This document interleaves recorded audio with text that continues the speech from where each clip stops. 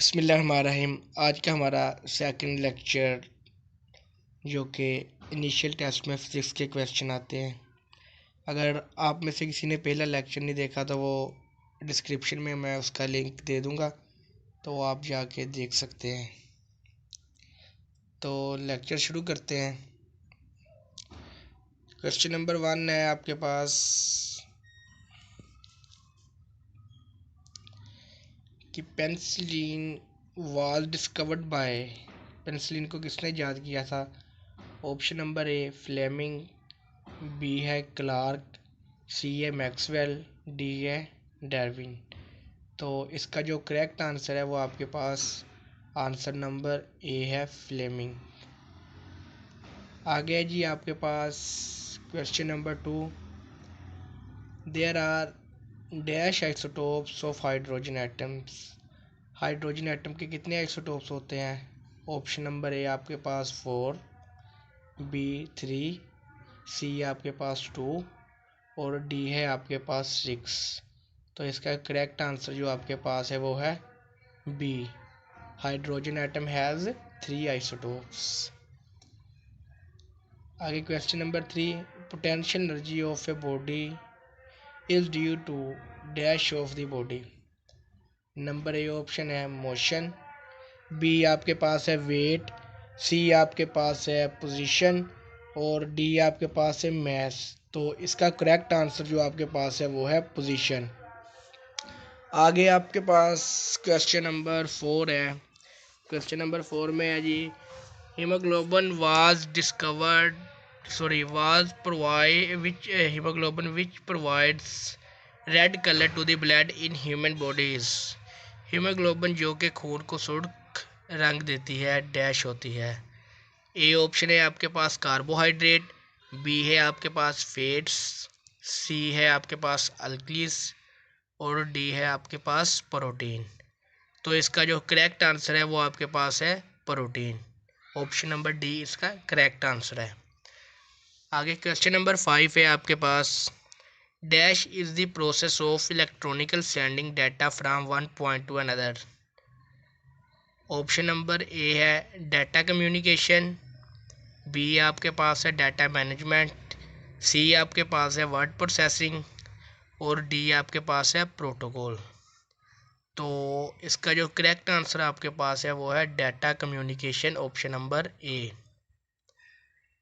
आगे question number 6 देखें। Dash consist of 3 peripheral parts, dendrites, axon and receptors. Option number A है कि spinal cord मुश्तमिल होता है, बी है न्यूरॉन, सी ब्रेन और डी आपके पास है वेन्स। तो इसका जो करेक्ट आंसर आपके पास है वो है बी आंसर, न्यूरॉन। आगे क्वेश्चन नंबर 7 है kilogram is the unit of. Kilogram किसका यूनिट है। ए ऑप्शन आपके पास है मैस, बी आपके पास है वेट, सी आपके पास है वॉल्यूम और डी आपके पास है डेंसिटी। तो इसका करेक्ट आंसर आपके पास जो है वो है मैस, ऑप्शन नंबर ए। आगे कह रहा है correctness of A measured value is called. किसी मकदार की कदर जो कि बहुत कम गलती पर हो कहलाती है।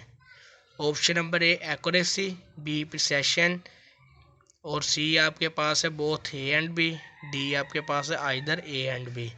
तो इसका करेक्ट आंसर आपके पास है A, accuracy. If A is equal to I, अगला क्वेश्चन कह रहा है if A is equal to I, B आपके पास है B is equal to B J cap, मतलब कि यूनिट वेक्टर है, आई यूनिट वेक्टर और जे यूनिट वेक्टर।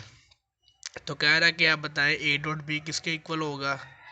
फर्स्ट ऑप्शन आपके पास है ए बी, सेकंड आपके पास है बी इज इक्वल टू 0 और थर्ड आपके पास सी जो 1 है और डी आपके पास है ए बी के। तो इसका जो आंसर करेक्ट है वो है option number A, option number A नहीं है इसका करेक्ट आंसर। इसका correct answer option number B है, क्योंकि डॉट प्रोडक्ट जब हम लेंगे तो जो यूनिट वेक्टर आई और जे एक दूसरे के परपेंडिकुलर है तो कोस 90 आपके पास 0 होता है, तो इसलिए ये आपके पास आ जाएगा 0।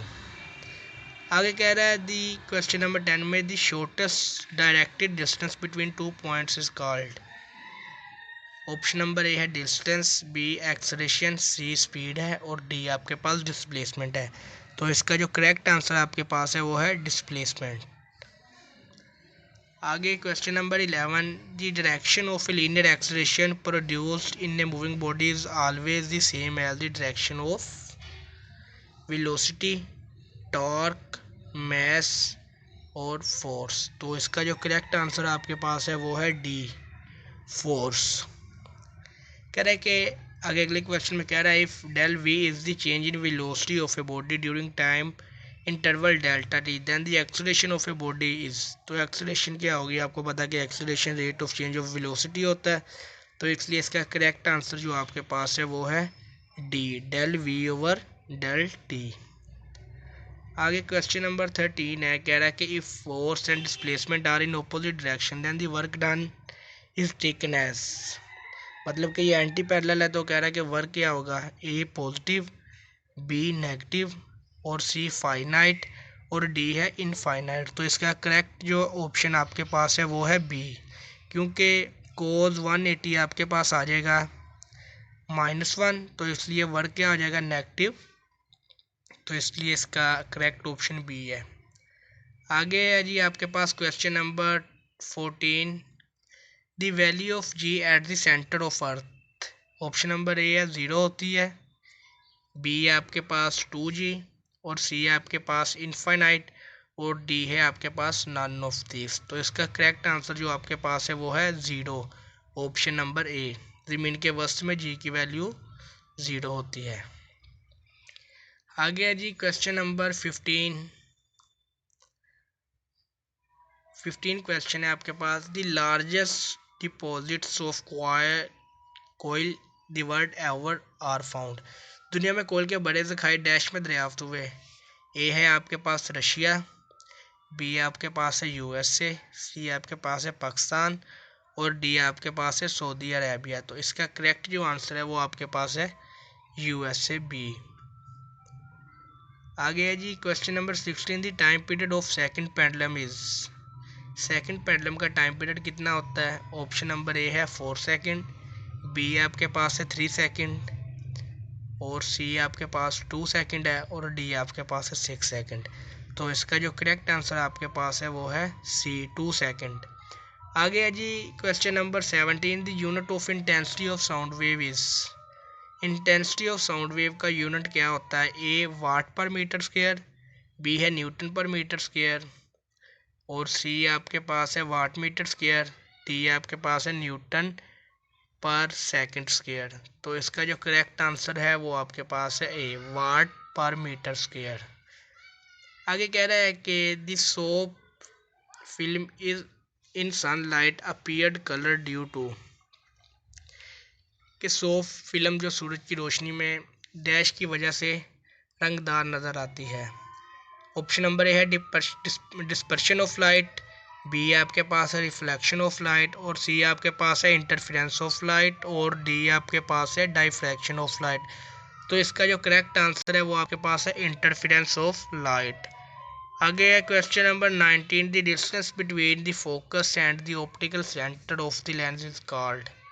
Option number A focal length, B है रेडियस ऑफ कर्वेचर, सी है डायमीटर ऑफ लेंस और डी आपके पास है नन ऑफ दिस। तो इसका जो करेक्ट आंसर आपके पास है वो है रेडियस ऑफ कर्वेचर।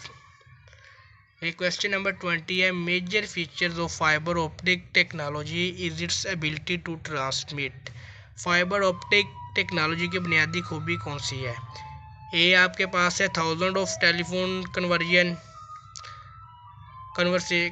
उसके बाद है बी आपके पास सेवरल टेलीविजन प्रोग्राम, सी आपके पास है न्यूमरस डाटा सिग्नल और डी आपके पास है ऑल ऑफ दी अबव। तो इसका करेक्ट आंसर है ऑल ऑफ दी अबव। ये सारी ही इसकी खूबियाँ हैं। आगे क्वेश्चन नंबर 21 है, फाइबर ऑप्टिक सिस्टम हैज़।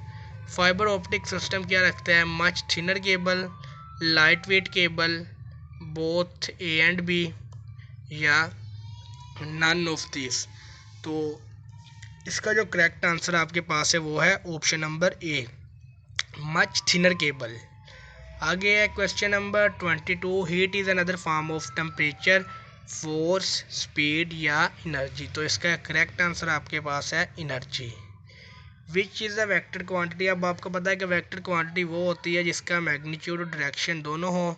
तो इलेक्ट्रिक फील्ड पहला ऑप्शन है, दूसरा काइनेटिक एनर्जी, और तीसरा आपके पास इलेक्ट्रिक चार्ज, और चौथा आपके पास है नॉन ऑफ दिस। तो इसका जो करेक्ट आंसर है वो आपके पास है ऑप्शन नंबर ए, इलेक्ट्रिक फील्ड।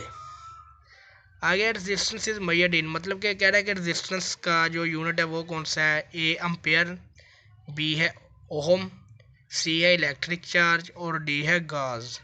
तो इसका रेजिस्टेंस का जो यूनिट है वो है आपके पास ओहम।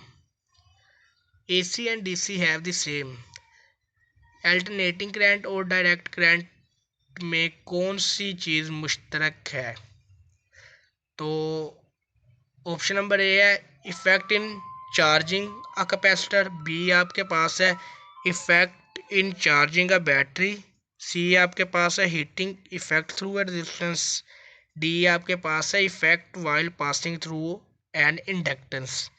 तो इसका जो करेक्ट आंसर आपके पास है वो है C, heating effect through a resistance. तो आज के इस क्वेश्चन के साथ हमारा लेक्चर नंबर 2 ओवर हुआ। इसमें कोई लॉजिक नहीं था, जस्ट सिंपल क्वेश्चन थे। अगर किसी चीज़ की नहीं समझ लगी तो आप कमेंट में ज़रूर पूछ सकते हैं। तो इन फिज़िक्स के रिलेटेड जो भी क्वेश्चन है, जब ये लेक्चर पूरे हो जाएंगे तो फिर हम वर्बल, नॉन वर्बल और दूसरे इंटेलिजेंस क्वेश्चन जो टेस्ट हैं उसके बारे में हम देखेंगे। तो आज का लेक्चर ख़त्म हुआ।